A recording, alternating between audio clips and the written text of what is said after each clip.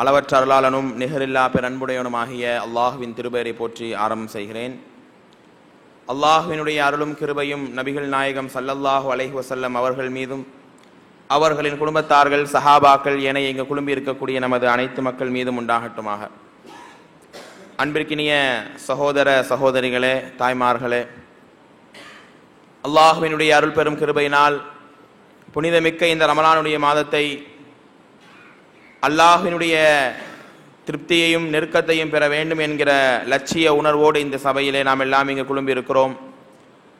அல்லாஹ் ரப்புல் ஆலமீன் நம்முடைய ஒவ்வொரு இபாதத்தையும் ஒவ்வொரு அமல்களையும் ஏற்று முழுமையான முறையிலே நன்மைகளை வழங்க வேண்டும் என்கிற ஒரு பிரார்த்தனையோடு இன்றைய தினத்தினுடைய உரையை ஆரம்பம் செய்கிறேன். அன்பிற்கினியவர்களே, கடந்த 2 தினங்களாக ஹதிஜா ரலியல்லாஹு அன்ஹாவை குறித்தும் சௌதா ரலியல்லாஹு அன்ஹாவை குறித்தும் ஓரளவுக்கு சுருக்கமாகவே நாம் அறிந்தோம். இன்றைய தினம் நமக்கெல்லாம் நிறைய பரிச்சயமான ஒரு நபி தோழருடைய மகளை குறித்து தான் நாம் கேட்க இருக்கிறோம் இன்ஷா அல்லாஹ். இந்த நபி தோழரை குறித்து எல்லாருக்குமே தெரியும், தெரியாத மக்கள் யாருக்குமே இருக்காது.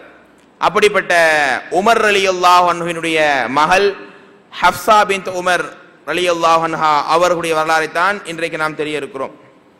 அல்லாஹ்வினுடைய மார்க்கத்துக்காக, இஸ்லாமிய கொள்கை ஓங்குவதற்காக ஏராளமான துன்பங்களையும் கஷ்டங்களையும் அனுபவித்த உமர் ரலியல்லாஹு அன்ஹு அவருடைய மகள் ஹப்ஸா ரலியல்லாஹு அன்ஹா அவர்கள், இவர்களுடைய தாய் ஸைனப் பின் மல்ஊன் என்று அழைக்கப்படக்கூடிய ஒரு பெண்மணி.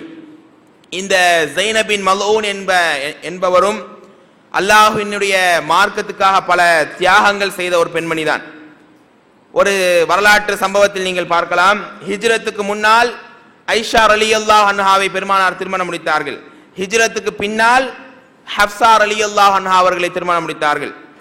அப்போ அல் இசாபா அப்படிங்கிற கிதாபிலே இதனுடைய வரலாறை நீங்கள் முழுமையாக படிக்கலாம். அல்லாஹ் ரப்புல் ஆலமீன் ஹப்ஸா ரலியல்லாஹு அன்ஹாவின் மூலமாக உலகத்திலே வாழக்கூடிய அனைத்து மக்களுக்கும் ஏராளமான படிப்பினைகளை அல்லாஹ் வழங்குகின்றான். இவர்கள் எந்த ஆண்டிலே பிறந்தார்கள் என்று சொன்னால், மக்கத்து குறைஷிகளுக்கு மத்தியிலே ஒரு பிரச்சனை நிலவுகிறது. என்ன அந்த பிரச்சனை? மக்காவை புனர் நிர்மாணம் செய்கிறார்கள், புதிதாக எடுத்து கட்டுகிறார்கள். அப்படி மக்காவை கட்டும்போது அந்த மக்காவுக்கு அருகிலே அந்த கல்லை யார் கொண்டு வைப்பது? ஒவ்வொரு குலத்தவர்களும் சண்டையிட்டுக் கொள்கிறார்கள். எங்களுடைய குலம்தான் அந்த கல்லை வைக்க வேண்டும், நாங்க தான் அந்த கல்லை எடுத்து வைப்போம் சொல்லி ஒவ்வொரு சண்டை போடுறாங்க. அப்போ அந்த மக்களுக்கு மத்தியில ஒரு தீர்மானம் எடுக்கப்படுகிறது. யார் அடுத்த நாள் காலையில முதல் நபராக வருவார்களோ அவர்கள் சொல்கின்ற முடிவின்படி நீங்க செஞ்சுக்கலாம் அப்படிங்கிற ஒரு நிலைப்பாடு. அடுத்த நாள் காலையில யார் வரா? பெருமானார் ஸல்லல்லாஹு அலைஹி வஸல்லம் தான் முதல்ல வராங்க. இது இஸ்லாமிய வளர்ச்சிக்கு முன்னாடி நடந்த சம்பவம். அப்ப அல்லாஹ்வுடைய தூதர் அப்பவே மக்களுக்கு மத்தியில ஒற்றுமையும் சமாதானத்தையும் நல்ல விதமான ஒழுக்கத்தையும் பேணிய நபராக இருந்திருக்கிறாங்க. எல்லா மக்களையும் அழைத்து ஒருத்தரை விட்டு ஒருத்தரை சொன்னா இன்னும் அதிகமாக தான் சண்டை வரும். அதனால ஒரு பெரிய நீளமான துணி எடுத்து ஒவ்வொரு குலத்தவர்களும் அந்த துணியினுடைய முனையை பிடிங்க, அந்த கல்லை தூக்கி எல்லாரும் வைங்க என்று சொல்லி பெருமானார் ஸல்லல்லாஹு அலைஹி வஸல்லம் அந்த கல்லை தன் கையினாலே வைத்தார்கள். அதுதான் ஹஜருல் அஸ்வத். அப்படிப்பட்ட அந்த சம்பவத்தை பேஸ் பண்ணி நிறைய வரலாறுகள் குறிப்பிடப்படுகிறது. நபி ஸல்லல்லாஹு அலைஹி வஸல்லமுடைய காலத்தில் பார்த்தீங்கன்னா ஆமுல் ஃபீல், ஆபிரஹாம் என்பவன் காபத்துல்லாவை அழிக்க வருகின்ற அந்த சம்பவத்தை அடிப்படையாக வைத்து வரலாறை பதிவு செய்தார்கள். ஆனால் அதற்கு பின்னால் இந்த ஹஜருல் அஸ்வத் என்கிற கல் இடம்பெற்ற அந்த சம்பவத்தை அடிப்படையாக வைத்துத்தான் வரலாற்றுகளை பதிவு செய்தார்கள். இப்போ ஹப்ஸா ரலியல்லாஹு அன்ஹா அவங்களுடைய வரலாறை நீங்க கேட்கும்போது இந்த சம்பவம் நடந்த ஆண்டில் ஹப்ஸா ரலியல்லாஹு அன்ஹா அவர்கள் பிறந்தார்கள். அது மட்டுமல்ல, இந்த ஹப்ஸா ரலியல்லாஹு அன்ஹாவுடைய சிறப்பை நாம் பேசும்போது கண்டிப்பாக உமர் ரலியல்லாஹு அன்ஹுவை குறித்து பேசாமல் இருக்க முடியாது. உமருடைய நாவில் அல்லாஹ் பேசுகின்றான் என்று சொல்லப்படுகிற அளவிற்கு உமர் ரலியல்லாஹுடைய வரலாறை நாம் நிறைய தடவை சொல்லி இருக்கிறோம். அல்லாஹுடைய மார்க்கத்தை ஏற்றால் அவர்களை அடித்து துன்புறுத்துகின்ற பெரிய பாவம் செய்த மனிதர் தான் உமர் ரலியல்லாஹு அவர்கள். ஆனா உமர் ரலியல்லாஹுக்கு முன்பாகவே இந்த ஹப்ஸா ரலி என்ன பண்றாங்க? இஸ்லாமிய மார்க்கத்தை ஏற்றுக்கொள்கிறார்கள். அந்த அளவுக்கு தன்னுடைய மகள் என்று கூட பார்க்காமல் ஏராளமான கஷ்டங்களையும் துன்பங்களையும் உமர் ரலியல்லாஹு அவர்கள் கொடுத்த சம்பவங்கள் ஏராளம் உண்டு. ஆனால் அதற்கு பின்னால் அல்லாஹுடைய மார்க்கத்தையும் இஸ்லாமையும் தௌஹீதையும் ஏகத்துவத்தையும் ஏற்றுக்கொண்ட உமர் ரலியல்லாஹு அவர்கள் தன்னுடைய கடைசி மூச்சு வரையில் அந்த தௌஹீதுக்காகவே வாழ்ந்தார். அவருடைய கூற்றின்படி திருக்குரானில் 23 வசனங்கள் இறங்கியதை நீங்கள் பார்க்கலாம். அது மட்டுமல்ல, தன்னுடைய மகள் இஸ்லாம் ஏற்றுக்கொண்ட பின்னால், இவரும் இஸ்லாமிய மார்க்கத்தை ஏற்றுக்கொண்ட பின்னால் தன்னுடைய மகளுடைய இஸ்லாமை அவ்வளவு வெகுவாக பாராட்டுவாராம். தன்னுடைய மகள் ஏற்றுக்கொண்ட இஸ்லாமிய கொள்கை, எனக்கு முன்னால் இஸ்லாத்தை ஏற்றுக்கொண்டவர் என்ற ஒரு சிறப்பு அவர்களுக்கு உண்டு. தாயினுடைய சிறப்பும் அதைவிட அதிகமானதுதான். யாரு தாயி? ஸைனப் பின் மல்ஊன் என்கிற ஒரு பெண்மணி. இவர்களும் அல்லாஹ்வுடைய கொள்கை ஏற்ற பெண்மணி தான். இந்த ஸைனப் பின் மல்ஊன் என்கிற பெண்மணியுடைய சகோதரர்கள் தான் உஸ்மான் பின் மல்ஊன் என்கிற அழைக்கப்படக்கூடிய சஹாபி, ஹுதாமா என்று அழைக்கப்படக்கூடிய சஹாபி, அப்துல்லா என்று அழைக்கப்படக்கூடிய சஹாபி. இவங்கெல்லாம் யாருன்னு சொன்னா ஹப்ஸா ரலியல்லாஹு அன்ஹாவினுடைய தாய் உடன் பிறந்த சகோதரர்கள். இந்த சஹாபாக்கள்லாம் பெரிய அளவில் மக்கள் மத்தியில் அறியப்படக்கூடியவங்களா இருந்தாங்க. சரி, ஹப்ஸா ரலியல்லாஹு அன்ஹாவினுடைய உடன் பிறந்தவர்கள் யாரெல்லாம் இருக்கா அப்படிங்கிற மெசேஜ் நீங்க தெரிஞ்சுக்கணும்னு சொன்னா, நம்ம எல்லாருக்கும் தெரியும், இப்னு உமர், அல்லாஹுடைய தூதருடைய வாழ்க்கை அங்குலம் அங்குலமாக முழுமையாக இந்த உலகிற்கு பதிவு செய்த ஒரு தோழர் இப்னு உமர் ரலியல்லாஹு அன்ஹு அவர்கள். எல்லா விதமான நிறைய ஹதீஸ்களை அறிவித்த தோழராக இவங்க இருந்திருக்கிறாங்க. மார்க்கத்தில் நுண்ணறிவு கொண்ட மக்களாக இருந்திருக்கிறாங்க. அப்படிப்பட்ட இப்னு உமர் ஹப்ஸா ரலியல்லாஹு அன்ஹாவினுடைய சகோதரர். இனி நிறைய வரலாற்று செய்தியில பார்க்கலாம். ஹப்ஸா ரலியல்லாஹு அன்ஹாவிற்கு இனியும் 3 சகோதரர்கள் இருந்தாங்க. 3 பேருமே என்னங்க? அப்துர் ரஹ்மான் தான். 3 சகோதரர் பேர் அப்துர் ரஹ்மான். முதலாவது தம்பிக்கு, பெரிய தம்பிக்கு என்ன சொல்லுவாங்க? அப்துர் ரஹ்மான் அல் அக்பர், பெரிய அப்துர் ரஹ்மான் சொல்லுவாங்களாம். 2வது தம்பிக்கு அப்துர் ரஹ்மான் அல் அவுசத், அதாவது மிடில் இருக்கக்கூடிய அப்துர் ரஹ்மான் சொல்லுவாங்களாம். 3வது அப்துர் ரஹ்மானுக்கு அப்துர் ரஹ்மான் அல் அஸ்கர் என்று சொல்லப்படும். 2வது அப்துர் ரஹ்மானுக்கு அபு ஷஹ்மா என்று அழைக்கப்பட்டார். 3வது தம்பி அப்துர் ரஹ்மான் அபு முஜாஃபர் என்பதாக அழைக்கப்பட்டார். இந்த மாதிரி 4 சகோதரர்கள் ஹப்ஸா ரலியல்லாஹு அன்ஹாக்கு இருந்ததாக அல் இசாபா என்கிற புத்தகத்தில் 11262வது செய்தியாக பதிவு செய்யப்பட்டிருக்கிறது. அப்ப நம்ம ஏற்கனவே சொன்னோம், ஹப்ஸா ரலியல்லாஹு அன்ஹா அவர்கள் ஆரம்ப காலத்தில் இஸ்லாத்தை ஏற்ற பெண்மணியாக இருந்தார்கள். அதற்கு அடிப்படை காரணம் என்ன தெரியுமா? ஹப்ஸா ரலியல்லாஹு அன்ஹாவுடைய கணவர் ஹுனைஸ் பின் ஹுதாஃபா அஷ்-ஷஹ்மி ரலியல்லாஹு அன்ஹு அவர்கள். இவர் அல்லாஹ்வுடைய மார்க்கத்தை ஏற்று பலவிதமான தியாகங்கள், போர்க்களத்திலே தங்களுடைய முழுமையான பங்களிப்பை கொடுத்த ஒரு தோழராக இருந்தார்கள். இந்த ஹுனைஸ் பின் ஹுதாஃபா என்பவர் அபூபக்கர் ரலியல்லாஹு அன்ஹு மூலமாக இஸ்லாமிய மார்க்கத்தை ஏற்றுக்கொண்ட ஒரு நபராக இருந்தாங்க. அப்போ கணவன் மனைவி ஹப்ஸா அலி ஹுதாஃபா, அதாவது ஹுனைஸ் பின் ஹுதாஃபா, 2 நபர்களும் ஆரம்ப காலத்திலே இஸ்லாமிய மார்க்கத்தை ஏற்றவர்களாக இருந்திருக்கிறாங்க. ஆரம்ப காலத்திலே தந்தையே கொடுமைப்படுத்துறாரு, மற்றவங்க சும்மா விடுவாங்களா? அப்படிப்பட்ட ஏராளமான கஷ்டங்கள், தாங்க முடியாத துன்பங்கள்னால 2 முறை ஹிஜ்ரத் செய்த சிறப்பான ஒரு அந்தஸ்தை அல்லாஹ் இந்த தம்பதிகளுக்கும் அல்லாஹ் வழங்கினான். ஹப்ஸா அலியும் அவங்க கணவர் ஹுனைஸோட சேர்ந்து ஹிஜ்ரத்துக்கு போனாங்க. மீண்டும் ஒரு அபிசீனியாவுக்கு முதல் தடவை, 2வது முறை மக்காவிலிருந்து மதீனாவுக்கு அவங்க போனாங்க என்கிற ஒரு செய்தி நீங்க பதிவு செய்யுங்க. அடுத்து மதீனாவுக்கு அவங்க போய் இறங்கின உடனேயே அவங்களுடைய வார்த்தை என்ன தெரியுமா? இத்தனை நாட்களாக நாங்கள் தொலைத்த சந்தோஷத்தை இங்கே அடைகிறோம். அந்த அளவுக்கு மக்காவினுடைய 13 ஆண்டு காலங்களாக கணவனோடு அவர்கள் பட்ட கஷ்டங்கள் ஏராளம். இந்த ஹப்ஸாரினுடைய முதல் கணவர் ஹுனைஸ் இருக்கார் பாருங்க, நல்ல குதிரை வீரராக அவங்க இருந்தாங்க. போர் தந்திரங்களையும் போர் நுணுக்கங்களையும் சரியான முறையில அறிந்தவராக இவங்க இருந்தாங்க. எந்த அளவுக்குன்னு சொன்னா, பத்ர் போர்க்களத்தில் தங்களுடைய முழுமையான ஒத்துழைப்பை இந்த ஹுனைஸ் ரலியல்லாஹு அன்ஹு ஹப்ஸாரினுடைய கணவர் கொடுக்கிறாரு. எந்த அளவுக்குன்னு சொன்னா, மனைவியினுடைய அந்த ஒரு தாக்கம், மனைவி சொல்கின்ற ஏகத்துவ வார்த்தைகளை ஏற்று கணவரை அவ்வளவு அல்லாஹுக்கு பயந்தவராக அவங்க மாத்துறாங்க. இன்னைக்கு நம்முடைய தாய்மார்கள் நிலைமை என்ன? ஒரு உண்மையான பெண்மணி யார் தெரியுமா? ஃபஜருடைய தொழுகை பாங்கு சொல்லப்பட்ட பின்னால் அந்த பெண்மணி எழுகிறார். தன் கணவன் தூங்கி கொண்டிருக்கிறார், கணவனையும் தட்டி எழுப்பி அல்லாஹ்வுடைய பள்ளிக்கு செல்லுங்கள் என்று தன் குடும்பத்தையே விழித்து அல்லாஹ்வுடைய பாதையில் நடத்துகிறாரே, அவர்தான் அல்லாஹுக்கு மிக மிக உகந்த பெண்மணி என்று சொன்னார்கள். அப்படி போர்க்களத்திலே முழுமையான ஒத்துழைப்பை கொடுத்து எல்லா வகையான தியாகங்களையும் அனுபவிக்கிற அளவுக்கு தன்னுடைய கணவனை பக்குவப்படுத்திய பெண்மணிதான் இந்த ஹப்ஸா ரலியல்லாஹு அன்ஹா அவர்கள். சரி, இந்த ஹப்ஸா ரலியல்லாஹு அன்ஹாவினுடைய கணவர் ஹுனைஸ் இருக்கார் பாத்தீங்களா, அவர் பத்ர் போர்க்களத்தில் கலந்து கொண்டார். பத்ர் போர்க்களத்தில் நிறைய மக்கள் கலந்தாங்க, இஸ்லாமிய மக்கள். அதுல பனு ஷஹம் என்று அழைக்கப்படக்கூடிய கோத்திரத்துல இந்த குனைஸை தவிர வேறு யாருமே கலந்துக்கல. அப்படிப்பட்ட ஒரு சிறப்பை இவங்களுக்கு அல்லாஹ் ரப்பல் ஆலமீன் கொடுத்தான். பத்ர் போர்க்களத்துல உமர் ரலியல்லாஹு அன்ஹுவே ஆச்சரியப்படுகிற அளவுக்கு இந்த ஹப்சார் அலியினுடைய முதல் கணவர் குனைஸ் அவர்கள் வீரதிகமாக போர் செய்கிறார்கள். எந்த அளவுக்குனா பத்ர் போர்க்களத்துல நிறைய காயங்கள், தாங்கிக் கொள்ள முடியாத அளவுக்கு சிரமங்களை இவங்க பட்டாங்க. அல்லாஹ் ரப்பல் ஆலமீன் அந்த மக்களுடைய காயத்துக்கு மருந்து போடுகிற மாதிரி நிறைய ஆயத்தை அல்லாஹ் இறக்குனா. அதுல 8வது அத்தியாயம் 10வது வசனத்தை நீங்க பார்க்கலாம் குர்ஆன்ல. வமா ஜஅலஹுல்லாஹு இல்லா புஷ்ரா, மக்களே இந்த காயம், இந்த வடுக்கள், இந்த வேதனைகள் எல்லாம் உங்களுக்கு ஒரு சுப செய்தி தான்.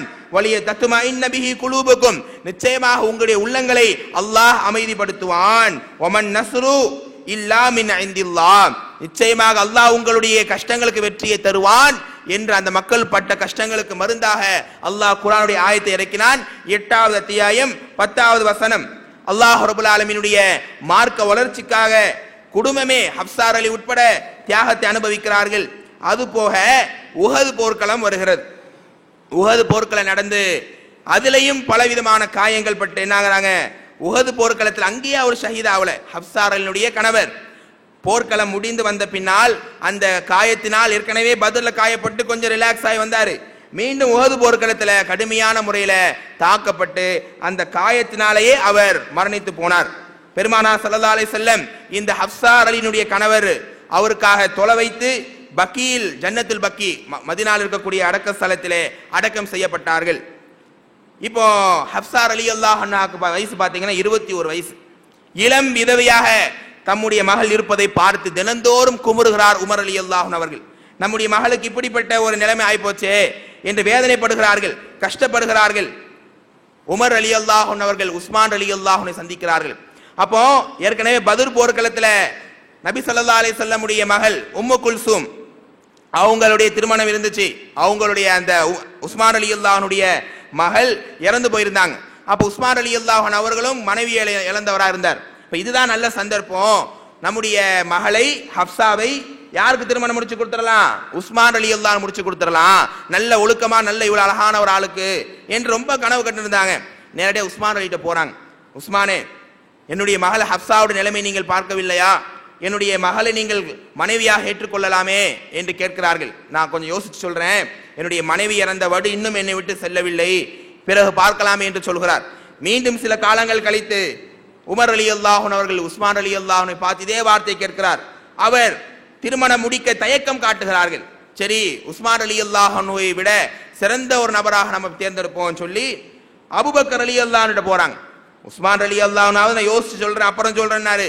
அபூபக்கர் அலி அல்லாஹ்விட்ட போனா, என் மகளை நீங்க திருமணம் முடிச்சுக்கீங்களேன், இளம் விதவையாக சிரமப்படுகிறார் என்று சொல்லும்போது அபூபக்கர் அலி அல்லாஹ் அவர்கள் ஒரு வார்த்தையும் பேசவில்லை, மௌனமாக இருந்து அப்படியே திரும்பி போயிடுறாங்க. இது உமர் அலி அல்லாஹ் அவருக்கு ரொம்ப ரொம்ப மனசு கஷ்டமா போச்சு. என்னடா இது, ஏதாவது ஒரு பதில சொல்லலாம், முடிச்சுக்கிறேன் முடிக்கல இப்படி சொல்லலாம், ஆனா எந்த பதிலும் சொல்லாம போறாங்களே அப்படின்னு அவனை நேரடியாக நபி ஸல்லல்லாஹு அலைஹி வஸல்லம் போய் உமர் அலி அல்லாஹ் தன்னுடைய குறைய சொல்றாங்க. இப்படி உஸ்மான் அலிட்ட சொன்ன அவரும் ஏத்துக்கல, அபூபக்கர் அலி அல்லாஹ் அதுக்கு மேல நம்முடைய பேச்சையே அவர் கண்டுக்கிற மாதிரி தெரியல, மௌனமாவே அவர் போயிட்டாரு. அப்ப அல்லாஹ்வுடைய தூதர் சொன்னாங்க, அதாவது உஸ்மானை விட சிறந்த மாப்பிள்ளை உன்னுடைய மகள் ஹப்சாவுக்கு கிடைக்கும், அதே போல ஹப்சாவை விட சிறந்த பெண்மணி உஸ்மானுக்கு கிடைக்கும். புரியுதுங்களா? அதாவது ஹப்சாவை நானே திருமணம் முடித்துக் கொள்கிறேன், உஸ்மானை நீங்க கேட்டீங்க, உஸ்மானை விட சிறந்த ஆளாக அல்லாஹ் என்ன வைத்திருக்கிறான், நானே உங்களுடைய மகளுக்கு வாழ்க்கை தருகிறேன். அதே போல ஹப்சாவை விட சிறந்த பெண்மணியாக இருக்கக்கூடிய ருக்கையாவை என் மகளை அல்லாஹ் உஸ்மானுக்கு திருமணம் முடித்து வைப்பான் அப்படின்னு சொன்னாங்க. ஆக உமர் அலி அல்லாஹ்வுடைய மன வருத்தத்தை தீக்குவதற்காக ஹப்சார் அலி அல்லாஹ் அவர்களை திருமணம் முடித்தார்கள். அப்துல்லா பின் உமர் இந்த செய்திகளை எல்லாம் அறிவிக்கிறார். புகாரிலே 5122வது நபி மொழியாக நீங்க பார்க்கலாம். இந்த ஹதீஸினுடைய இறுதி பகுதியில் ஒரு சம்பவம் வருதுங்க. இந்த ரசூலுல்லாஹி ஸல்லல்லாஹு அலைஹி வஸல்லம் திருமணம் எல்லாம் முடிச்சதுக்கு அப்புறமா ஹப்சார் அலிய உமர் அலி அல்லாஹ் அபூபக்கர் அலி கூப்பிடுறார். உங்களுடைய மகள் ஹப்சாவை ஒரு கட்டத்தில் திருமணம் முடிக்க நீங்க கேட்டீங்க என்கிட்ட, ஆனா எந்த பதிலையும் பேசல, மௌனமா நான் போயிட்டேன். அதுக்கான காரணம் என்ன தெரியுமா, நீங்கள் என்னிடம் உங்கள் மகளை கேட்கும் போதே, திருமணம் முடிக்க கேட்கும் போதே பெருமானார் ஸல்லல்லாஹு அலைஹி வஸல்லம் உமர் அலி அல்லாஹ் ரொம்ப வருத்தப்படுறாரு, ஹப்சாவை நான் திருமணம் முடித்துக் கொள்ளலாம் என்று நான் நினைக்கிறேன் என்று தன்னுடைய விருப்பத்தை ஏன்ட்டு சொல்லியிருந்தாங்க. அந்த ஒரு ரகசியமாவே என்கிட்ட சொல்லியிருந்தாங்க, அதை உங்கள்கிட்ட நான் வெளிப்படுத்திட்டா ரகசியத்தை வெளிப்படுத்துற மாதிரி ஆயிருமே என்று நான் பயந்து கொண்டுதான் நான் சொல்லவில்லை. பெருமானார் ஸல்லல்லாஹு அலைஹி வஸல்லம் இந்த செய்தியை சொல்லலன்னா நிச்சயமாக உறுதியாக உமரே உங்கள் மகள் ஹப்சாவை நானே திருமணம் முடித்திருப்பேன். இந்த சம்பவத்தில் ஒரு அழகான ஒரு படிப்பினை இருக்குங்க. ஒரு மனிதன் நம்ம இடத்துல ஒரு ரகசியம் சொல்றாருன்னா அது எந்த அளவுக்கு பொத்தி பாதுகாக்கணும். இப்ப இன்னைக்கு பாய்கிட்ட ஒரு ரகசியம் சொல்றேன்னா அது என்னங்க 2 ஆயி 4 ஆயி 10 ஆயி பெரிய பூகம்பமா வெடிக்கும். அந்த ரகசியத்தை ஒன்று சொல்லிட்டோம் வைங்களேன், அது அடுத்த ஆள்கிட்ட சொல்லாம நமக்கு தூக்கமே வராது. அதுதான் இன்னைக்கு சமுதாயத்தின் நிலைமை. எத்தனையோ குடும்பங்கள்ல பிரச்சனை, கவலை, வேதனை. என்ன காரணம்? மனைவிட்ட மனைவின்னு ஒரு ரகசியத்தை சொல்லுவோம், அது என்னங்க ஆகும்? யார்கிட்ட சொல்லக்கூடாதுன்னமோ அங்கதான் போய் சொல்லுவாங்க. கடந்த 2 நாள் வரை கூட ஒரு பிரச்சனை, ஒரு மகள் தாயை எதிர்க்கிறார்கள். என்ன காரணம்? என்னுடைய விஷயத்தை என்னுடைய சொந்தக்காரன் சொல்லக்கூடாது, எங்க அம்மாட்ட சொன்னேன், எங்க அம்மாவே சொல்லிட்டாங்க. என் தாயின் அந்த தாயினுடைய மேல கடுமையா அந்த அம்மா கோவப்படுது அந்த பெண்மணி. இப்ப இந்த மாதிரியான நிலைப்பாடுகளை பார்க்கிறோம். அல்லாஹுடைய ஒரு மறுமையில் நடக்கக்கூடிய ஒரு சம்பவம். ஒரு அடியானை அல்லாஹ் அழைப்பானாம், அழைத்து அந்த அடியானுடைய தோல் மீது அல்லாஹ் கையை போட்டு கேட்பானாம், உன்னுடைய நிலைப்பாடுகள் எல்லாம் என்ன, எப்படி நீ வாழ்ந்தாய்? அந்த அடியானுக்கு மக்களுக்கு மத்தியில் அல்லாஹ் ஒரு திரையும் போட்டு விடுவானாம். அந்த அடியார் கேட்பார், யா அல்லாஹ் எல்லா மக்களையும் அதாவது சன்னிதானத்தில் மத்தியில வைத்து நீ விசாரிக்கும் போது என்னை மட்டும் தனிமைப்படுத்தி விசாரிக்க என்ன காரணம்? அடியானே, உன்னிடத்தில் ஒரு அடியான் ரகசியம் சொல்லும் போது அதை பொத்தி பாதுகாத்தாயே, அதை மறைத்தாயே, அதனால் இந்த நாளில் உன்னுடைய ரகசியம் வெளிப்படாமல் இருக்கத்தான் நான் இப்படி செய்தேன் என்று அல்லாஹ் சொல்வானாம். அப்படிப்பட்ட ஒரு வாழ்க்கை வாழ வேண்டும். அதுதான் உமர் ரலியல்லாஹு அன்ஹு சொல்றாங்க, ரசூலுல்லாஹ் இந்த ரகசியத்தை என்ற சொல்லி இருக்கிறாங்க, அதை வெளிப்படுத்தக் கூடாதுன்னு நான் சொல்லல, இல்லை என்றால் நானே முடித்திருப்பேன் என்று சொன்னார்கள். அப்படிப்பட்ட ஹப்ஸா ரலியல்லாஹு அன்ஹா அவர்கள் பெருமானாருடைய மனைவியாக மாறினாங்க 21வது வயதில். ஹப்ஸா ரலியும் ஐஷா ரலியல்லாஹு அன்ஹா 2 பேரும் கொஞ்சம் இளம் வயதுடைய பெண்மணிங்கிறதுனால 2 பேரும் கூட்டாவே இருப்பாங்களே எப்பவுமே. அல்லாஹ்வுடைய தூதர் மனைவிகள்ல நிறைய மனைவிமார்கள் வயது முதிர்ந்தவர்களாக இருந்திருக்கிறாங்க. நேற்று கூட சௌதா ரலியல்லாஹு அன்ஹா பத்தி பார்த்தோம். ரசூலுல்லாஹ் அவங்க திருமணம் முடிக்கும் போதே 55 வயது, ஆனா இவங்க 21 வயது, அவங்களுக்கு ஒரு இளம் வயது தான் ஐஷா ரலியல்லாஹு அன்ஹாக்கும். 2 பேரும் எப்பவுமே க்ளோஸாவே இருப்பாங்க. இதனால என்ன நடப்பாங்க, ஹப்ஸா ரலியல்லாஹு அன்ஹா ஐஷா ரலியல்லாஹு அன்ஹா ரொம்ப அட்வான்டேஜ் எடுத்துக்குவாங்க. ரொம்ப சகஜமா பேசுறது, ரொம்ப காட்டமா பேசிடுறது. ஹப்ஸா ரலியல்லாஹு அன்ஹுடைய குணம் என்னன்னு பாத்தீங்கன்னு சொன்னா இயற்கையாகவே ரொம்ப ரொம்ப எடுத்தவங்க அவுத்தன் பேசிடுவாங்க. எடுத்தவங்க அவுத்தன் பேசுன்னு சொன்னா கேஷுவலா பேசுறது. சில பெண்களை பார்க்கலாம், சில மக்களை பார்க்கலாம், வாயில வந்ததை பட்டுன்னு பேசிடுவாங்க. அப்படிப்பட்ட ஒரு குணம் கொண்டவராக ஹப்ஸா ரலி இருந்தாங்க. இதை பார்த்த உமர் ரலியல்லாஹு அன்ஹு கண்டிக்கிறாங்க, ஐஷாவிடத்தில் நீ அப்படி பேச வேண்டாம், சிறந்த ஒரு பெண்மணிடத்தில் இவ்வளவு பெரிய வார்த்தை நீ சொல்ல வேண்டாம் என்று தன்னுடைய மகளை அவங்க கண்டிக்கிறாங்க. இனி ஒரு சம்பவத்தை நீங்க பார்க்கலாம். புகாரில வரக்கூடிய ஒரு ஹதீஸ், அதாவது 5211வது செய்தியாக நீங்க ஹதீஸ்ல பார்க்கலாம். நபி ஸல்லல்லாஹு அலைஹி வஸல்லம் தன்னுடைய பயணத்துக்கு போகும்போது, ஏதாவது வெளியூருக்கு போகும்போது என்ன பண்ணுவாங்க, சீட்டு குலுக்கி போடுவாங்களாம். தன்னுடைய மனைவிமார்களை யாரை கூட்டிட்டு போலாம், யாருடைய பெயர் வருதோ அவங்கள கூட்டிட்டு போவாங்க. அப்ப ஒரு முறை சீட்டு குலுக்கி போடும்போது ஹப்ஸா ரலியினுடைய பேரும் ஐஷா ரலியல்லாஹு அன்ஹா பேரும் சேர்ந்து வந்துருது. அப்ப என்ன பண்றாங்க, 2 பேரும் வாங்க அப்படின்னு ரசூலுல்லாஹ் கூட்டிட்டு போறாங்க. அப்படி கூட்டிட்டு போகும்போது பாத்தீங்கன்னு சொன்னா 2 பேர்ட்டும் தனிமையான ஒட்டகம் இருக்குது. ஐஷா ரலி சொல்றாங்க, ஹப்ஸாவே இன்னைக்கு நீங்க ஏன் ஒட்டகத்துல பயணிங்க, நான் உங்க ஒட்டகத்துல பயணிக்கிறேன் அப்படின்னு ஒட்டகத்தை ஹப்ஸா ரலியும் ஐஷா ரலியும் மாத்திக்கிறாங்க. நபி ஸல்லல்லாஹு அலைஹி வஸல்லம் நேரடியா வந்து என்ன பண்றாங்க, ஐஷா ரலியல்லாஹு அன்ஹாவுடைய ஒட்டகத்துல ஏறுறாங்க. ஆனா அந்த ஒட்டகத்துல யார் இருக்கிறா, சஃபியா ரலியல்லாஹு, அதாவது ஹப்ஸா ரலியல்லாஹு அன்ஹா இருக்கிறாங்க. அப்போ வந்து ஐஷா ரலியல்லாஹு அன்ஹாவுக்கு வந்து கொஞ்சம் மனசு இதாயிருச்சு, நம்ம கூட ரசூலுல்லாஹ் வரலையே. இப்படியே பயணம் தொடரும் போது ஒரு இடத்துல ஐஷா ரலியல்லாஹு அன்ஹா இறங்குறாங்க. பார்த்தா ஹப்ஸா ரலியும் காணோம், அவங்க கூட இந்த ரசூலுல்லாஹ்வையும் காணோம், கொஞ்சம் தூரமா பயணிச்சு போயிட்டாங்க. அப்போ ஐஷா ரலியல்லாஹு அன்ஹா சொல்றாங்க பாருங்க, இத்துக்கீர் என்கிற புல்லில் நான் என் காலை நுழைத்துக் கொண்டேன், ஒரு பாம்போ தேலை என்னை கொத்தி விடலாமே, அதை பார்த்து ரசூலுல்லாஹ் ஓடி வந்துடலாமே, அதாவது என்ன விட்டு ரசூலுல்லாஹ் போயிட்டாங்களே, ஹப்ஸா ரலி கூட போயிட்டாங்களே அப்படிங்கிற ஒரு போட்டி உணவோடு அவங்க இருந்திருக்கிறாங்க. இந்த மாதிரி ஹப்ஸா ரலிக்கும் ஐஷா ரலியல்லாஹு அன்ஹா நிறைய போட்டி இருந்திருக்கிறது. யாரு கூட ரசூலுல்லாஹ் அதிக நேரம் இருக்கணும், இதெல்லாம் ஒரு கணவன் மீது உண்டான பாசங்க. ஒரு அடுத்த நபர் மீது உண்டான காழ்ப்புணர்ச்சியோ அடுத்த ஆளை வந்து விரட்டி விடணும் இதெல்லாம் கிடையாது. எல்லா மனைவிமார்களும் ஒற்றுமையாக இருந்தாங்க. ஏன்னால நீ எடுத்துக்குமா அப்படின்னு சொல்ற அளவுக்கு எல்லாம் இருந்திருக்கிறாங்க. அப்போ நிறைய விஷயத்துல ஹப்ஸா ரலியும் ஐஷா ரலியல்லாஹு அன்ஹா ஒத்துமையா இருந்திருக்கிறாங்க. ஒரு முறை பாருங்க, அதாவது நபிகள் நாயகம் ஸல்லல்லாஹு அலைஹி வஸல்லம் தங்களோட அதிக நேரத்தை கழிக்கணும் அப்படிங்கிறதுக்காக இந்த 2 பேரும் ஒரு பிளான் போடுறாங்க. ஹதீஸ்ல வருது, புகாரில வரக்கூடிய ஹதீஸ். ஆயிஷா அலி அறிவிக்கிறாங்க, 4912 ஹதீஸா நீங்க பார்க்கலாம். நபி ஸல்லல்லாஹு அலைஹி வஸல்லம் அதாவது ஸைனப் பின்த் ஜஹ்ஷ் என்ற ஒரு பெண்மணி, அவங்க ரசூலுல்லாஹ்வுடைய மனைவி தான். இவங்களும் அவங்கள பத்தி இன்ஷாஅல்லாஹ் பார்ப்போம். அல்லது மாரியா அப்படிங்கிற ஒரு பெண்மணி ரசூலுல்லாஹ்வுக்கு மனைவியா இருந்தாங்க. ரெண்டு பேர்ல யாரோ ஒரு வீட்டுக்கு ரெண்டு விதமான அறிவிப்பு வருது. நிறைய ஹதீஸ்ல ஸைனப் பின்த் ஜஹ்ஷ் வீட்டுக்கு ரசூலுல்லாஹ் போனாங்கன்னு வருது.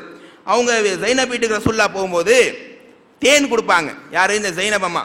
தேனை சாப்பிட்டு ரசூலுல்லாஹ்க்கு ஸ்வீட்னா ரொம்ப அதிகம் பிடிக்கும். தேனை சாப்பிட்டு அந்த அம்மாவோட வீட்டில் கொஞ்சம் அதிகமாக ஓய்வு எடுத்துருவாங்க. இது யாருக்கு பிடிக்கல? ஹப்சார் அலிக்கும் ஆயிஷா அலிக்கும் பிடிக்கல. எப்போ பார்த்தாலும் ரசூலுல்லாஹ் அந்த ஸைனப் வீட்டில் ரொம்ப அதிக நேரம் இருந்துடுறாங்களே, இது எப்படியாவது தடுக்கணுமேன்னு சொல்லி ரெண்டு பேரும் பிளான் போடுறாங்க. அந்த ஸைனப் வீட்டுக்கு ரசூலுல்லாஹ் போயிட்டு உன் வீட்டுக்கு நேரம் வந்தாங்கன்னா என்ன உங்க மேல ஒரு கெட்ட வாடை அடிக்குது நீ சொல்லு, அல்லது என் வீட்டுக்கு வந்தாங்க நான் அப்படி சொல்றேன். அப்படி சொல்றது மூலமா ரசூலுல்லாஹ் அந்த வீட்டுக்கு கொஞ்சம் போறது குறைச்சிக்கிடுவாங்க. அதாவது போறது விஷயம் இல்லை, அங்க ரொம்ப நேரம் தங்காம இருப்பாங்க அப்படின்னு பிளான் பண்றாங்க. அதே மாதிரி ரசூல் ஸல்லல்லாஹு அலைஹி வஸல்லம் அந்த ஸைனப் பின்த் ஜஹ்ஷ் வீட்டுக்கு போயிட்டு வரும்போது என்ன சொல்லுவாங்களா? கருவேலம் பிசின், அதாவது ஒரு கெட்ட வாடை, கசப்பான வாடை உங்களுடைய வாயிலிருந்து வருகிறதே பெருமானார், என்ன காரணம்? நான் தேன்தானமா சாப்பிட்ட வரணும் சாப்பிடலையே. அதே மாதிரி ஹப்சா வீட்டுக்கு போனா அவங்களும் அதே மாதிரி சொல்லும்போது ரசூலுல்லாஹ் ஒரு தீர்மானத்தை எடுக்கிறாங்க, இனி நான் தேனே சாப்பிட மாட்டேன், ஒரு நபியினுடைய வாயில கெட்ட வாடை வருவது சரியானதல்ல அப்படின்னு சொல்லி அவங்க சத்தியம் பண்ணிடுறாங்க. அல்லாஹ் ரப்பல் ஆலமீன் அதை கண்டித்து ஆயத்தை இறக்குகிறான். 66வது அத்தியாயத்தினுடைய முதலாவது வசனம், யா அய்யுஹன் நபியு, நபியே, லிம துஹர்ரிமு மா அஹல்லல்லாஹ், அல்லாஹ் ஹலாலாக்கியதை ஏமா நீங்க உங்களுக்கே ஹராமாக்கிக்கிறீங்க? தபுதகி மரதாத்தி அஸ்வாஜிக், உங்களுடைய மனைவியின் திருப்பொருத்தத்துக்காக எப்படி செஞ்சீங்க? அல்லாஹு கஃபூருர் ரஹீம், அல்லாஹ் உங்களை மன்னித்து விட்டான் என்கிற ஒரு ஆயத்து இறங்குறது. இப்ப எதுக்கு இந்த சம்பவங்கள்லாம் சொல்றோம்? ஹப்சார் அலியும் ஆயிஷா அலியும் ரசூலுல்லாஹ் நம்மளோட அதிக நேரம் இருக்கணும் என்கிற ஒரு உணர்வுக்காக, கணவன் மீது கொண்ட அன்புக்காக செஞ்சாங்க. இன்னைக்கு நம்முடைய பெண்கள் நிலைப்பாடு என்ன? கணவன் வீட்டில் இருக்கக்கூடிய நேரம் பார்த்தீங்கன்னா இரவு நேரம் அல்லது உணவு அருந்துகிற நேரம் தான். அந்த நேரத்திலே தன் கணவனிடத்தில் அமைதியான வார்த்தையை பேசுகின்ற மனைவிமார்கள் உண்டா? யோசிச்சு பாருங்க. கணவனுக்கு மருந்தாக தங்களுடைய பேச்சை அமைத்துக் கொள்கிறார்களா? இல்லை. அல்லாஹ்வினுடைய தூதர் ஸல்லல்லாஹு அலைஹி வஸல்லம் சொல்லி காட்டின 3 பேருடைய நன்மை அல்லாஹ் ஏத்துக்க மாட்டான். 3 பேருடைய நன்மை. ஒருவன் யார்? எஜமானிடமிருந்து சொல்லிக்காம ஓடி போற அடிமை, அவன் போயிட்டு வர வரைக்கும் அந்த நன்மையை அல்லாஹ், அந்த அடிமை செய்யக்கூடிய நன்மையை அல்லாஹ் ஏத்துக்க மாட்டான், வானத்துக்கு கொண்டு போகப்படாது. 2வது குடிகாரனுடைய நன்மை, குடியில ஒரு சொத்தையை அல்லாஹ்க்காக எழுதி கொடுத்தான், ரிஜெக்டட், அல்லாஹ் ஏத்துக்க மாட்டான். 3வது கணவனுடைய கோபத்தில், கணவனுடைய வெறுப்பிலே இருக்கக்கூடிய பெண்மணி என்னதான் இபாதத் செஞ்சாலும் அல்லாஹ் ரப்பல் ஆலமீன் அந்த பெண்மணியுடைய நன்மைகளை ஏற்றுக்கொள்ள மாட்டான். எதுக்கு என்ன சொல்றோம்னா, அல்லாஹ்வினுடைய மார்க்கத்தை கற்றறிந்த தாய்மார்கள், எதுக்காக இவங்களை மூமின்களின் தாய்மார் அல்லாஹ் அறிவிச்சான்? மூமின்களுடைய தாய்மார்கள் எதற்காக? அல்லாஹ்வுடைய ஆயத்தை முழுமையாக பின்பற்றினார்கள், கணவனுக்கு செய்ய வேண்டிய பணிவிடை செய்தார்கள். கணவனும் அப்படி நடந்தார். நீ நம்ம ஆள் என்ன பண்றாங்க? வீட்டுக்குள்ள போன உடனேயே பிசினஸ் டென்ஷன், அந்த கவலை இந்த கவலை, எரிஞ்சு விழுறது, அதை எடு இதை எடுன்னு சொல்றது. மனைவிடத்திலே கனிவாக நீங்கள் பேசுங்கள், உங்களுடைய வெறுப்பை நீங்கள் காட்டாதீங்க, எவ்வளவு அஜீஸ் நீங்க பாக்குறீங்க. இந்த மாதிரி கணவனும் சரியாக இருந்தால் மட்டுமே மனைவிடத்தில் அப்படிப்பட்ட நடைமுறை நம்ம பார்க்கலாம். அந்த மாதிரி இந்த ஹப்சா ரலியல்லாஹு அன்ஹா கணவனோடு அதிக நேரம் இருக்க வேண்டும், கணவனுக்கு உபகாரம் செய்ய வேண்டும் என்று அதிகமாக ஆசைப்பட்டாங்க அப்படிங்கிற ஒரு சம்பவத்தை நீங்க பார்க்கலாம். இந்த ஹப்சார் அலியும் ஆயிஷா ரலியல்லாஹு அன்ஹா 2 பேர் மத்தியில் எவ்வளவு ஒத்துமையா இருந்தாங்கன்னு சொன்னா, ஹைபர் போர்க்களத்துல ஒரு நிலம் ரசூலுல்லாஹ் கிடைச்சது. அந்த நிலத்திலிருந்து வரக்கூடிய வருமானத்தை தங்கள் மனைவிக்கு பங்கு வச்சு கொடுப்பாங்களாம். ரசூலுல்லாஹ்வுடைய மௌத்துக்கு அப்புறமா உமர் ரலியல்லாஹு அன்ஹு அதே மாதிரி பங்கு வச்சிருந்தாங்களாம். அப்படி பங்கு வைக்கும்போது நிறைய மனைவிமார்களுக்கு மத்தியில் கருத்து வேறுபாடு இருந்துச்சு, இவ்வளவு கம்மியா இருக்கு அவ்வளவு அதிகமா இருக்குன்னு சொல்லி. ஆனா ஹப்சார் அலியும் ஆயிஷா அலியும் மட்டுமே அந்த நிலத்தினுடைய பங்கை சரியாக பகிர்ந்து சரியா தான் எடுத்திருக்கேன்னு சொல்லி ஒரே கருத்துல நின்றாங்க அப்படிங்கிற ஒரு செய்தியும் முஸ்லீம்ல இப்னு உமர் அறிவிக்க 3154வது செய்தியாக நீங்க பார்க்கலாம். நம்ம ஏற்கனவே சொன்னோம், ஹப்சார் ரலியல்லாஹு அன்ஹா ரொம்ப ரொம்ப கேஷுவலா பேசுவாங்க. மற்ற மனைவிமார்களாவது நபி அப்படிங்கிற பயத்தோடையே கணவன்கிட்ட பேசுவாங்க, கணவங்கிற பயமும் இருக்கும், நபிங்கிற ஒரு அந்தஸ்தோட என்ன பண்ணுவாங்க, கொஞ்சம் ஒரு மரியாதையோடையே பேசுவாங்க. ஆனா இந்த ஹப்சார் ரலியல்லாஹு அன்ஹா என்ன பண்றாங்க, கணவங்கிற அந்த நினைப்பு தான் இருக்கே தவிர நபிங்கிற நினைப்பே இல்லை. எப்போதாலும் கேஷுவலா சாதாரணமா பட்டதெல்லாம் பேசுவாங்க. ஒரு தடவை என்ன ஆச்சுன்னு சொன்னா, உமர் ரலியல்லாஹு அன்ஹு தன் மனைவியோட வாக்குவாதம் செய்யறாங்க. நீங்க மக்கால இருக்கும்போது பெண்கள் நீங்க எல்லாம் ஒழுக்கமா இருந்தீங்க, அதாவது ரொம்ப ரொம்ப கனிவா தான் பேசிட்டு இருந்தீங்க. என்னைக்கு மதினாக்கு வந்தீங்களோ மதினா பெண்களோடு சேர்ந்து உங்களுக்கும் வாய் நீண்டு போச்சு, ஓவரா எதிர்த்து பேசுறீங்க அப்படின்னு யாருங்க? உமர் ரலியல்லாஹு அன்ஹு தன் மனைவியை பார்த்து பேசிட்டு இருக்கிறாரு. அப்ப உமர் ரலியல்லாஹுனுடைய மனைவி என்ன சொல்றாங்க, போங்க போங்க, என்ன சொல்ல வந்துட்டீங்க, முதல்ல உங்க மகளை போய் கண்டீங்க, உங்க மகள் தான் எப்ப பார்த்தாலும் ரசூலுல்லாஹ்வை எதிர்த்து பேசுதான். அதோட உமர் ரலியல்லாஹு ஷாக் ஆயிட்டாங்க, என்ன பெருமானார் எதிர்த்து பேசுறாங்களா. ஆனா ஹப்ஸா ரலியல்லாஹு குறை சொல்ல முடியாது, என் கணவர் என்னுடைய உடல், அதாவது ஓருடலை போல அல்லாஹ் பார்க்க சொல்லுகிறான் என்ற ஒரு நினைப்புல அவங்களும் பேசுறாங்க. ரசூலுல்லாஹ் அது பெருசா நினைக்கல. ஆனால் உமர் ரலியல்லாஹு அன்ஹு போய் கண்டிக்கிறாங்க, பெருமானார் ஸல்லல்லாஹு அலைஹி வஸல்லம் எதிர்த்து பேசுறியா, அவன் கோபப்படுற மாதிரி நடந்துக்காத, இப்படி என்ன பண்றாங்க, நிறைய கண்டிக்கிறாங்க. உடனடியாக தன்னை அவங்க திருத்திக்கிறாங்க. ஆனா இயற்கையான குணம் இல்லையா, என்ன பண்ணிடுறாங்க, ஒரு நேரத்தில் ரொம்பவும் எதிர்த்து பேசிடுறாங்க. யாருங்க, ஹப்ஸா ரலியல்லாஹு அன்ஹா ரொம்ப ரசூலுல்லாஹ்வை கோபப்படுற அளவுக்கு பேசிடுறாங்க. அந்த கோபத்தின் மிகுதினால அந்த ஹதீஸ்ல என்ன வருது, ரசூலுல்லாஹ் தெரிஞ்சோ தெரியாமலையோ நான் அவனை தலாக் விட்டுறேன் போ. ஏன்னா எவ்வளவுதான் அன்பான மனைவியா இருந்தாலும் கூட கொஞ்ச நேரத்தில் எப்ப பார்த்தாலும் எதிர்த்து பேசுறாங்க, கொடுக்கறதுக்கெல்லாம் கவுண்டர் கொடுத்துக்கிட்டே இருக்கிறாங்கன்னா எரிச்சல் வரும், ஆண்கள் கோவப்படுவாங்க. அந்த மாதிரி பெருமானார் ஸல்லல்லாஹு அலைஹி வஸல்லம் ஹப்ஸா ரலியல்லாஹு அன்ஹா பேச்சை கேட்டு கொஞ்சம் டென்ஷனா என்ன பண்றாங்க, நான் உன்னை தலாக் விட்டுட்டேன் அப்படின்னு சொல்லிடுறாங்க. இந்த மெசேஜ் யாரு கிடைக்குது, உமர் ரலியல்லாஹு அன்ஹு கிடைக்குது. ஏற்கனவே விதவையாக இருந்த உன்னை எல்லாருக்கும், அதாவது மூத்த மூத்த சஹாபாக்களுக்கெல்லாம் கேட்டேன், எல்லாத்தையும் தான் சிறப்பான ஒரு கணவனை கொடுத்துருக்கான் உனக்கு, ஆனா நீ ரசூலுல்லாஹ்வை தலாக் விட்டாங்களே என்று சொல்லி கண்டிக்க வரும்போது பார்த்தா தேம்பி தேம்பி அழுகுறாங்க. ஹப்ஸா ரலியல்லாஹு அன்ஹா, என்னுடைய இந்த சாதாரணமான இயற்கையான பேச்சு என்னை இப்படிப்பட்ட நிலைக்கு தள்ளி விட்டது என்று கண் கலங்குறாங்க, கதறாங்க. அப்போதான் அல்லாஹ் ரப்பல் ஆலமீன் ஒரு ஆயத்தை இறக்கி அந்த அம்மையாருடைய இந்த தலாக்கை நீங்கள் மீட்டுக் கொள்ள வேண்டும் என்ற ஒரு வசனத்தை அல்லாஹ் இறக்கினான்.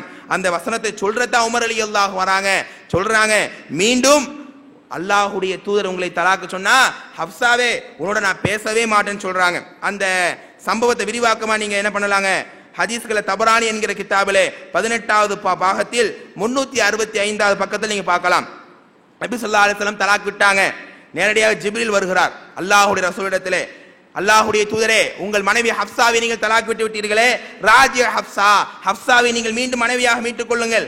ஏன்னா ஃபஇன்னஹா கவ்வாமத்துன், அந்த ஹப்ஸா நின்று தொழக்கூடிய பெண்மணி, சவ்வாமத்துன் உபரியான அதிகமான நோன்பு வைக்கக்கூடிய பெண்மணி, நிச்சயமா ஹப்ஸாவை நீங்கள் கண்கலங்க விடாதீர்கள். அல்லாஹ் ரப்பல் ஆலமீன் உங்களுடைய மனைவி ஹப்ஸாவை பொருந்தி கொண்டான், அதனால் மீண்டும் நீங்க கூப்பிட்டுக்குங்க என்று சொல்லப்படுகிற அளவுக்கு ஹப்ஸா ரலியல்லாஹு அன்ஹுடைய இபாதத் இருந்தது. ஒரு ஹதீஸ்ல நீங்க பாக்குறீங்க, ஹப்ஸா ரலியல்லாஹு அன்ஹா மரணிக்கின்ற வரையில் உபரியான நோன்புகள் அதிகமாக வைத்திருந்தார்கள்.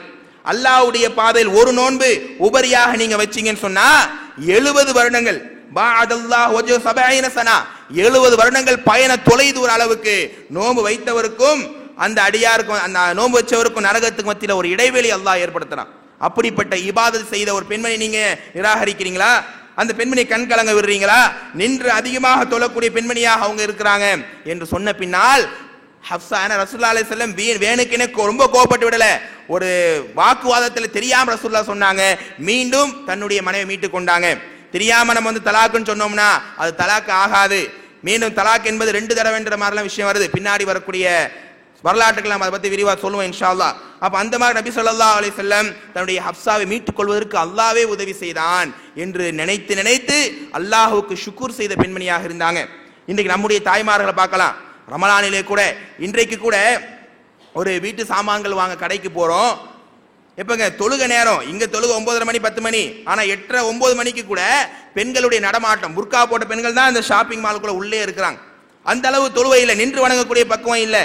ஆனா ஹப்ஸா ரலியல்லாஹு அன்ஹா காலம் முழுவதும் உபரியான நோன்பு வச்சிருக்கிறாங்க. ஆனா இன்னைக்கு நம்ம பெண்களுக்கு நோன்பு வைக்கிறாங்க, எப்படிப்பட்ட நோன்பு வைக்கிறாங்க தெரியுமா, பிதுஅத்தான நோன்பு, அனாச்சாரமான நோன்பு.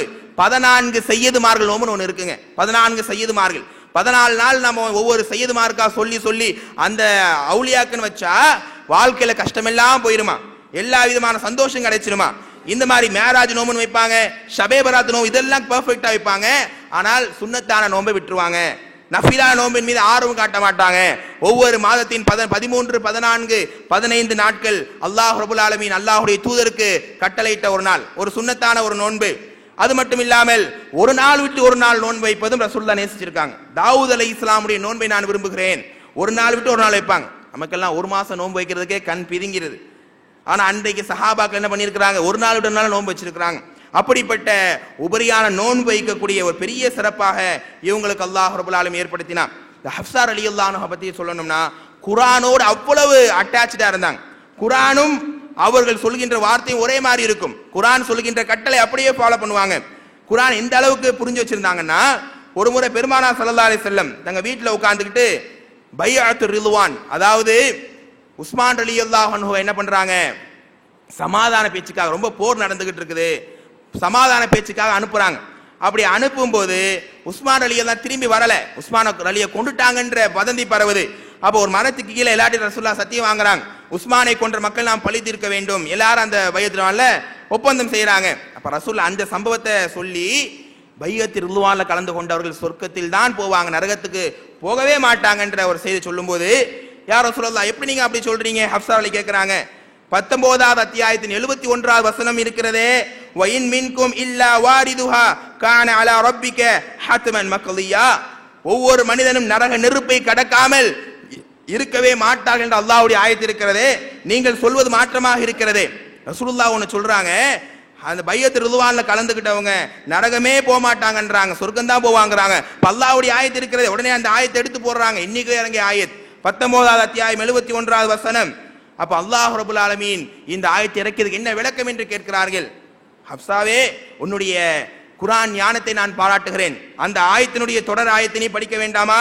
சும்மனு நஜ்ஜில்லதீன தகவ் வ நதரல் ஸாலிமீன ஃபீஹா, அல்லாஹ்வுடைய மார்க்கத்துக்காக தியாகம் செய்து அர்ப்பணம் செய்து பாவங்களையும் அநியாயங்களையும் விட்டு தக்வாவோடு வாழ்கிறவர்களை நிச்சயமாக நாம் நரக நெருப்பை விட்டு முழுமையாக பாதுகாப்போம் என்று அல்லாஹ் சொல்லுகிறானே ஹப்ஸாவே, அதை நீ பார்க்கவில்லையா?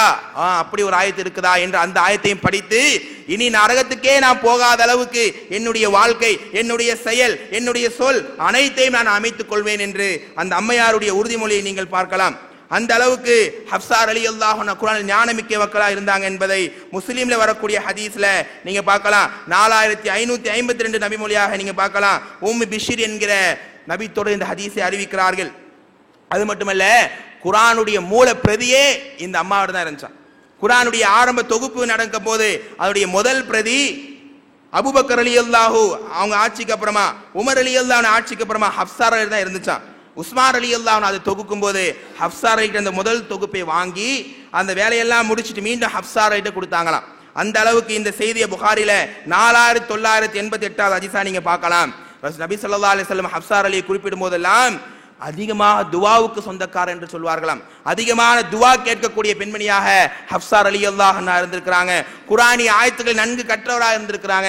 நம்முடைய தாய்மார்களுக்கு, நம்முடைய சகோதரர்களுக்கு கடமையான தொழுகை முடிந்தாலும் கூட துவா கேட்க நேரமில்லை. ஆனால் காலம் முழுவதும் அல்லாஹ்விடத்திலே மன்றாடுகின்ற பழக்கம் கொண்டவங்களாக இருந்திருக்கிறாங்க. நம்முடைய தாய்மார்கள் தங்கள் நேரத்தை தஹஜ்ஜுத் நேரமாக இருந்தாலும், இரவு தொழுகை நேரமாக இருந்தாலும், எல்லா நேரத்திலும் அல்லாஹுக்காக அர்ப்பணிக்கின்ற ஒரு பக்குவம் இந்த பெண்மணியினுடைய வரலாறை கேட்கும் போது ஏற்பட வேண்டும். அம்மையாருடைய 63வது வயதில் கிபி 669வது ஆண்டு ஜமாத்துல் அவ்வல் என்கிற மாதத்திலே இவர்கள் இயற்கையான முறையில் மரணம் அடைந்தார்கள். மர்வான் என்பவர் அந்த ஊர் அந்த நாட்டினுடைய ஜனாதிபதியாக இருந்த மர்வான் என்பவர் தொலை வைக்க இப்னு உமர் ரலியல்லாஹு அன்ஹு, அதாவது யாருங்க, ஹப்ஸா அலிக்கு யார்? இப்னு உமர் ரலியல்லாஹு அன்ஹு தம்பி பிள்ளைகள் சாலிமு ஹாஷிமு என்ன பண்றாங்க, அந்த கபருக்குள்ளே இறங்கி ஹப்ஸா ரலியல்லாஹு அன்ஹு அவர்கள் அடக்கம் செய்கிறார்கள். இப்படிப்பட்ட ஹப்ஸா ரலியல்லாஹு அன்ஹுடைய வாழ்க்கையிலே ஏராளமான படிப்பினை இருந்தாலும் இவர்களுடைய வாழ்க்கையில் நாம் பெறக்கூடிய ஒரு படிப்பினை அதிகமான இபாதத், அதிகமாக அல்லாஹுக்காக தன்னை அர்ப்பணிக்கக்கூடிய ஒரு விஷயம். காலம் முழுவதும் அல்லாஹுக்காக வாழ்ந்து இந்த உலகத்திலாங்க சம்பாதிக்க முடியும். சொத்தாக இருந்தாலும், பணமாக இருந்தாலும், பேராக இருந்தாலும், புகழாக இருந்தாலும் எல்லாம் உலகத்தோட மூட்டை கட்டிட்டு தான் மேலே போக முடியும். ஆனால் நாம் அல்லாஹுக்காக செய்யக்கூடிய இபாத், ஏன் இப்ப நம்ம இங்கெல்லாம் உட்கார்ந்து இருக்கிறோம்? இந்த நேரங்கள் மலக்குமார்கள் சூழ்ந்திருக்கக்கூடிய ஒரு சபை, அல்லாஹ்வினுடைய வானவர்கள் வந்து சகோதரர் உட்கார்ந்து இருக்கிறாருன்னா அவங்க தொடையில ஒரு ரக்க, அந்த ரக்க வந்து வானத்தை குத்துகிற அளவுக்கு நீளமாக இருக்கும். அதே மாதிரி அந்த பக்கம் அந்த ரக்கைக்கு நடுவிலே அல்லாஹ்வுடைய வானவர்கள் பாதுகாப்பார்கள் அல்லாஹ்வுடைய சபையில் இருக்கக்கூடியவர்களுக்கு. இப்படி நம்முடைய இபாதத்துகள் அதிகமாக வேண்டும், அல்லாஹுக்காக நேரத்தை கொஞ்சம் ஒதுக்க வேண்டும். யோசித்து பாருங்கள், 10 மணி நேரம் உறங்குகிறோம், 12 நேரம் சம்பாதிக்கிறோம். இப்படியே நம்முடைய நாட்கள் கழிந்து 60, 70, 80 ஆண்டுகள் மரணமும் நிகழ்ந்து விடுகிறது. அப்படி மரணம் நிகழும் போது தாய் தந்தை உறவுகள் எல்லாரும் விரட்டி அடிக்கும் போது அல்லாஹ் நம்மோடு நாம் செய்த இபாதத்தை நமக்கு துணையாக, நமக்கு வெளிச்சமாக அனுப்புகிறானே. அப்படிப்பட்ட இபாதத்துக்கு முன்னுதாரணமாக அல்லாஹுக்கு அல்லாஹ்விடத்தில் அழுது மன்றாடக்கூடிய பக்குவம் உள்ள பெண்மணியாக இவங்க இருந்திருக்கிறாங்க. அப்படிப்பட்ட ஒரு இபாதத்தில் ஆர்வம் கொள்கின்ற மக்களாக நம்மை அல்லாஹ் ஆக்கி புரிய வேண்டும். கணவன் மீது அன்பு காட்டுகின்ற, மனைவின் மீது பாசம் காட்டுகின்ற, நல்ல அழகான பேலன்ஸான வாழ்க்கை வாழ்கின்ற தம்பதிகளாக நம் எல்லோரையும் அல்லாஹ் ஆக்க வேண்டும். அல்லாஹ் ரபுல் ஆலமீன் நேசிக்கின்ற கூட்டத்தில் நம்மை ஆக்கி இது மாதிரியான வரலாறுகளை கேட்கும் போது அது மாதிரியான தாக்கம் நம்முடைய வாழ்க்கையில் ஏற்பட்டு இறைவனுக்கு அடிபணிந்த மக்களாக வாழ வேண்டும் என்கிற மனப்பக்குவத்தை எனக்கும் உங்களுக்கும் அல்லாஹ் தந்தருள்வானாக. அல்லாஹும்ம அஜிர்னா மினன்னார், அல்லாஹும்ம அஜிர்னா மினன்னார், அல்லாஹும்ம அஜிர்னா மினன்னார். வாஹிரு தஅவானா அல்ஹம்துலில்லாஹி ரப்பில் ஆலமீன். அஸ்ஸலாமு அலைக்கும் வரஹ்மத்துல்லாஹி வபரகாத்துஹு.